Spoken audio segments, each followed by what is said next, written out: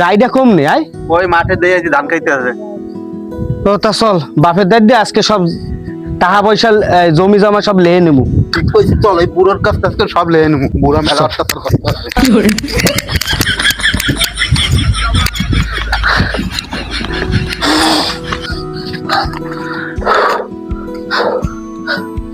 আব্বু আইস দুই ভাই মোরা একটা কথা কইতে চাই, মেলা দিন ধরে কমু কমু ধরে কইতে পারি না। হ্যাঁ হ্যাঁ হ্যাঁ কইতে পারি না, আমরা আজকে কইতে চাই। আপনি কি কয় বড় ভাই শোনেন। তা কি কইতেছ তোরা একটু শুনি। আমনে আর বাঁচবেন কতদিন?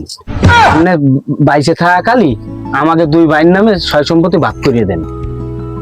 হয় আব্বা, বড় ভাইয়ের সাথে আমিও একমত। আপনার যত সয় সম্পত্তি আছে আমাকে দুই ভাইরে ভাগ করে দেন। তাই সয় সম্পত্তির ভাগ লাগবে তোমাকে? হয় বাবা। হয়।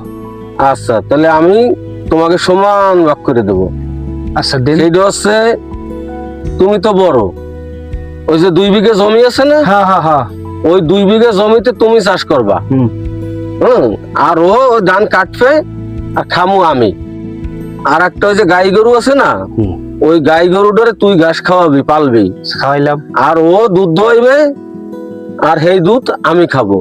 আর ওই যে পুকুরে মাছ আছে, ওই পুকুরে মাছ চাষ করবি তুই, হুম। বেসবে বলদাটায় আর টাহা নিমু মুই। আচ্ছা আব্বু এবার মুই একটা কথা কই,